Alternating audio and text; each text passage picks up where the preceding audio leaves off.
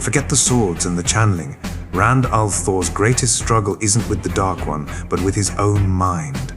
His journey isn't just a physical quest, it's a terrifying descent into psychological torment. Prepare to see the Dragon Reborn in a way you never have before as we uncover the true mental price of saving the world. Because here's the truth, anyone can fight with a blade. Anyone can learn to wield the one power. But how many can face the crushing weight of destiny? The knowledge that failure means the end of everything, and the equally terrifying knowledge that success might cost you your very soul. Rand al'Thor is not just a hero in the Wheel of Time. He's a case study in the destruction of self, in how trauma, paranoia, and unbearable pressure can transform even the kindest farm boy into someone the people around him no longer recognize. And that's what makes him compelling. When we first meet Rand, he's simple, honest. A shepherd boy in the Two Rivers, more concerned with his friends, his father, and the next village festival than the fate of nations. He's the picture of innocence in a world already filled with shadows. But the wheel doesn't spin stories of comfort. Rand is chosen not because he asked for it, not because he wanted it, but because he must be the Dragon Reborn, the one soul fated to stand against the Dark One. That's a destiny no sane man would ever want. And almost immediately, you see the cracks begin to form. At first, it's small, confusion, denial, a desperate clinging to normalcy. Rand doesn't want to be different, doesn't want to be dangerous, doesn't want the weight of prophecy pressing down on him. But destiny doesn't ask permission, and every time Rand reaches for the one power, he touches madness itself. Because in this world, saidin, the male half of the power, is tainted. To wield it is to open yourself to corruption, to risk losing your mind piece by piece. Imagine fighting with a weapon that will eventually kill you, even as it's the only thing that might keep you alive. Imagine knowing every moment of strength you gain pushes you closer to insanity. That's the psychological prison Rand can never escape. But what makes his story so devastating isn't just the taint, it's the loneliness. Think about it. Who can truly understand him? His friends love him, but they fear him. The Aes Sedai want to use him, manipulate him, even cage him. Every ruler, every army sees him not as a person, but as a symbol. The Dragon Reborn, a weapon to be wielded. And so Rand begins to isolate himself. He closes his heart, pushes people away, convinced that his destiny requires him to stand alone. He builds walls, not just against enemies, but against those who care for him most. This isn't just strategy, it's survival. In his mind, attachment is weakness. Love is a liability. Compassion is a crack in his armor that the Dark One will exploit. But every wall he builds makes him less human. Every sacrifice he makes eats away at the farm boy from the Two Rivers, leaving behind someone harder, colder, more terrifying. And yet, this is what makes Rand one of the most fascinating protagonists in fantasy. Because we are forced to ask, what is the cost of being a savior? He doesn't just fight Forsaken. He doesn't just rally nations. He fights himself. Every single day, he wakes up haunted by voices, not only his own thoughts, but echoes of Luz, Therin Telamon, the last dragon. It's as if history itself is inside his skull, screaming, accusing, begging him to make different choices. Is he reincarnated? Is he mad? Or is he both? That's the knife's edge Rand walks. And for readers, it's chilling, because the line between destiny and delusion gets thinner with every chapter. The more Rand embraces his role, the more he loses himself. We watch him make decisions that seem ruthless, even monstrous. He uses fear as a weapon. He threatens those who oppose him. His anger becomes volcanic, his paranoia suffocating. And yet, deep down, he's still the boy from the Two Rivers, still the son of Tam al'Thor, still the young man who just wanted to protect his friends. That tension is heartbreaking, because the farther he goes, the more it feels like that boy is slipping away forever. There are moments where you ask yourself, Is Rand still a hero, or has he become something else entirely? And here's where Robert Jordan's genius truly shines. Most epic fantasies tell stories of external battles, the good guys versus the bad guys, the hero against the villain. But the Wheel of Time dares to ask, what if the greatest battle happens inside the hero himself? Rand doesn't just represent strength. He represents fragility. He represents the truth that saving the world might break you long before the last battle arrives. This is not a power fantasy. This is a tragedy in slow motion. And yet, there's hope. Because even in his darkest moments, even when Rand is consumed by anger, paranoia, and despair, there are glimmers of light. Small reminders that humanity cannot be erased so easily. Acts of kindness that slit through the cracks in his armor. Memories of Tam's wisdom, of Egwene's friendship, of the people he's fighting for. Rand's struggle isn't about choosing between light and dark. It's about holding on to himself while standing at the edge of the abyss. By the time we approach the climax of his journey, Rand is no longer just the Dragon Reborn. He's a living symbol of what it costs to carry the world on your shoulders. His story is both inspirational and terrifying, because we can't help but ask ourselves, if we were in his place, would we endure? Or would we shatter? That's the brilliance of Rand al'Thor. He's not just a hero. He's a mirror. He forces us to confront our own fears, our own fragility, our own battles with identity and purpose. So, the next time you think of the Wheel of Time, don't just remember the grand battles, the forsaken duels, or the march toward Tamon Gaidon. Remember the farm boy who became the dragon. Remember the way his smile disappeared, the way his hands shook, the way he fought not only armies, but his own unraveling mind. Because Rand al'Thor's greatest enemy was never the Dark One. It was himself. It was himself. And that's why his story matters. The Dragon Reborn. It's a title wrapped in fire and shadow, glory and doom. To the people of Randland, the dragon is not just a savior, it's a curse reborn.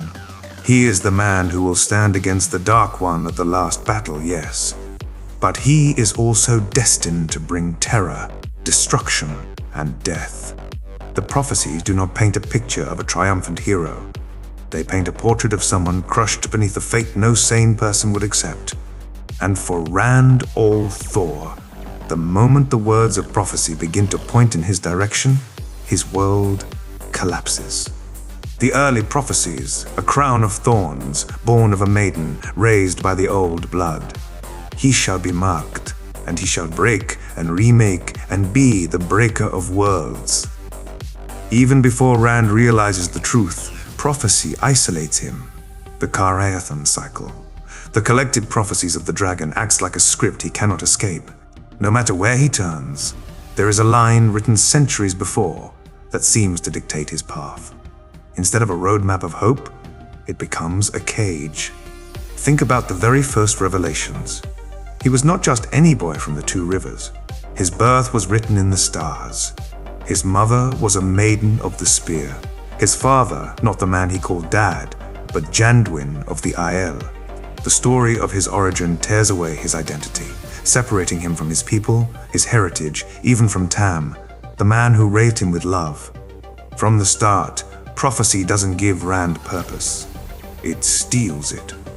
It tells him, you are not who you thought you were.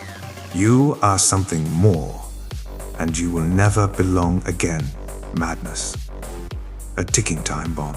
If prophecy isolates Rand, the taint on Saidin destroys him from within. In the eye of the world, when Rand first channels unconsciously, it is a moment of salvation. He saves his friends from certain death, but woven into that victory is a curse. Men who touch the one power go mad. Not maybe. Not possibly. Not possibly. Every moment of strength becomes a reminder that he is walking toward insanity. He knows what it looks like. He's heard the stories of men who channeled, tearing down cities in madness, killing their families, leaving scars on the world. He knows that every time he reaches for the power, he risks becoming the very monster people already fear. Imagine carrying that. Imagine knowing that your greatest weapon is also your slowest poison. Imagine feeling Luz Theron's voice whispering in your head, blurring the line between past and present, sanity and delusion. Rand lives every day with a time bomb in his skull. And the more the world demands he use the power, the closer the explosion comes. The crushing burden of saving the world. What makes Rand's story so devastating isn't just prophecy, isn't just madness, it's the unbearable weight of expectation. In the beginning, he's just a boy who wants a quiet life.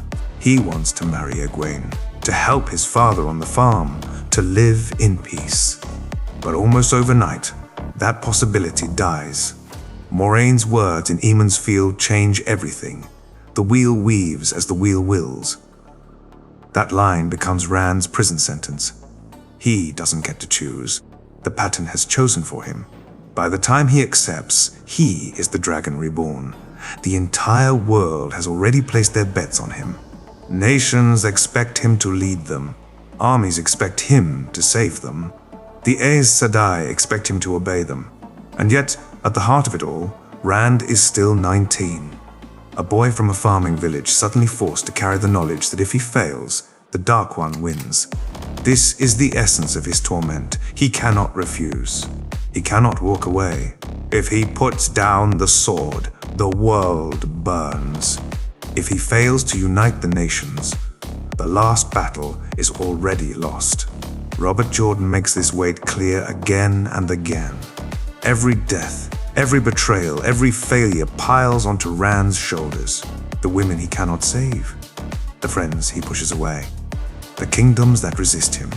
By the middle of the series, he isn't just hard, he's brittle, cracking under the strain of being more symbol than man. Isolation as a defense mechanism, prophecy, madness, and burden create the perfect storm. And Rand's solution: rules.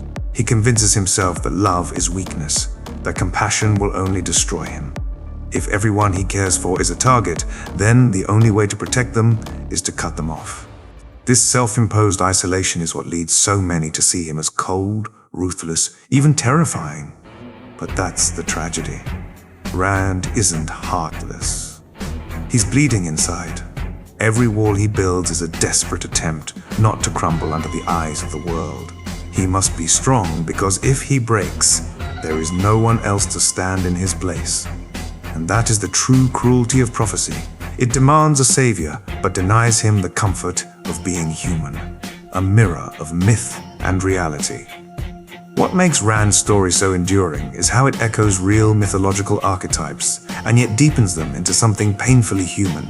Like Heracles in Greek myth, Rand is tasked with labors that would break any mortal man. Like Christ in Christian narrative, he carries the sins and hopes of the world on his shoulders, marked for sacrifice. Like Odin in Norse legend, he suffers not only for wisdom, but because his destiny demands pain. But unlike those distant mythic figures, Rand is written with vulnerability. We see his doubts, his fear, his anger. We see him struggle to reconcile the boy he was with, the symbol he must become. And in that struggle, Jordan gives us not just a hero, but a mirror. Because who among us hasn't felt the weight of expectation? Who hasn't feared losing themselves to the demands of others? Rand's journey takes those very human fears and magnifies them to a cosmic scale. The price of destiny. By the time Rand reaches his breaking point, he is no longer simply the Dragon Reborn. He is the embodiment of the cost of destiny. Every scar on his body, every voice in his head, every relationship torn apart is a reminder that saving the world isn't noble. It's annihilation of the self. And yet, here's the miracle. Rand does not shatter. He bends, he breaks, he falls into darkness. But there remains a spark, however small, of the boy from the two rivers. And in the end, it's not prophecy, not power, not even the taint that defines him. It's the choice to keep going.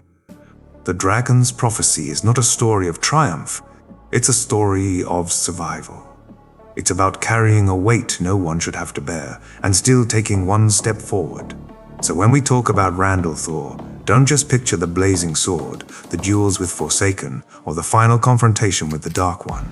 Picture the boy standing alone against the silence of prophecy, the creeping dread of madness, the crushing weight of destiny. Because Rand's greatest victory was not in breaking the Dark One's hold, it was in refusing to let the burden destroy him first. In a story as sprawling as the Wheel of Time, the battles are not only fought with steel and the one power. Some of the most devastating wounds are struck with whispers, betrayals, and broken bonds. For Rand al'Thor, the Dragon Reborn, trust is not a gift, it is a liability. And as his story unfolds, we watch trust corrode, paranoia grow, and the once open-hearted shepherd become a man who cannot tell friend from foe.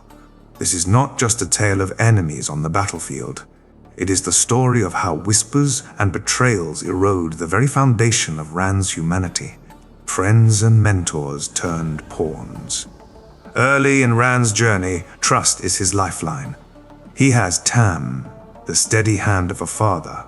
He has Mat and Perrin, his brothers in arms. He has Egwene, the childhood companion who shares his heart. And, of course, he has Moiraine, the Aes Sedai who guides him from the two rivers into the vast, dangerous world. But what happens when those pillars begin to crumble? Consider Moiraine herself. She is mentor, protector, and manipulator all at once. Rand depends on her knowledge of prophecy, of the one power, of the world itself. But at the same time, he knows she has her own agenda, her own loyalties to the White Tower. Every piece of guidance comes with the sting of uncertainty. Is this for my good or for hers? That doubt grows, gnawing at Rand's trust. Even his friends become tangled in webs of politics and prophecy. Egwene rises as Amyrlin, forced to act not as childhood friend, but as rival authority. Mat, with his strange luck and shifting loyalties, becomes unpredictable. Perrin struggles with his own path, torn between duty to Rand and the call of the wolves. What once was friendship becomes fractured by destiny, until Rand can no longer tell where loyalty ends and betrayal begins. It is a cruel irony. The pattern gives him companions, but the very weight of being the dragon isolates him from them. The web of Aes Sedai manipulation. And then there are the Aes Sedai. The White Tower has always seen the dragon as a weapon to be used or destroyed. From the moment they learn of him, they scheme to gentle him, to bind him, to control his every move. The kidnapping at Dumai's Wells is perhaps the clearest scar on his psyche. The very women sworn to serve all reduce him to a prisoner, caged and beaten, paraded like a beast. Even after his rescue, the memory never leaves him. How can he trust when the supposed guardians of the world treated him as less than human? Robert Jordan drives this point home by showing how these betrayals are not always loud or violent. They are whispers, half-truths, hidden daggers. Every Aes Sedai smile hides an agenda. Every alliance conceals a trap. For Rand, this constant manipulation becomes unbearable. He learns to see plots everywhere, and most of the time, he isn't wrong. But suspicion, once seeded, never stops growing. The rise of paranoia. With every betrayal, Rand's mind twists tighter. He begins to see enemies where none exist. He questions even the loyalty of those who would die for him. Lose. Perrin's voice in his head only deepens the spiral. Is it madness? Is it memory? Or is it a symptom of his own unraveling? Whatever the truth, the constant whispering feeds Rand's paranoia. He starts to act as though betrayal is not a possibility, but a certainty. There's a chilling moment in Lord of Chaos where Rand considers killing those closest to him, not because they've betrayed him yet, but because he believes they inevitably will. This is the psychological price of living in a world where every ally might be a pawn of the shadow. Even his romances become poisoned. With Elaine, Avienda, and Min, his love is real, but twisted by suspicion. He fears their deaths more than he values their lives, and so he distances himself, convinced that intimacy will only give the shadow another weapon against him. The farm boy who once laughed with friends at Beltane bonfires has become a man surrounded by shadows even in daylight. Impossible decisions, global consequences. The worst part? Rand's paranoia is not unjustified. He lives in a world where betrayal isn't just personal, it has global consequences. Every decision he makes can topple nations, kill thousands, or hand the Dark One an advantage. Take the decision to break the seals. On one hand, keeping them intact risks the Dark One's corruption leaking into the world. On the other, breaking them risks setting him free entirely.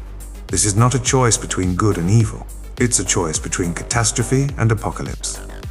And Rand must make it alone, or consider his dealings with rulers.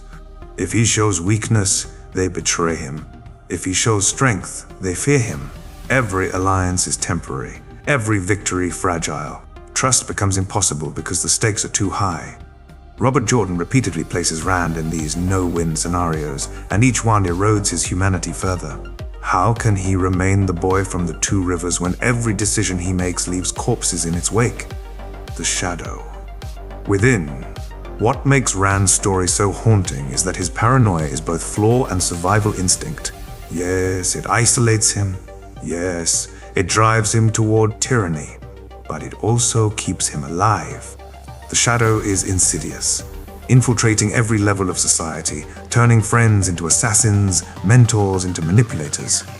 Even the Forsaken delight not in open battle but in sowing doubt, whispering lies, twisting trust into fear.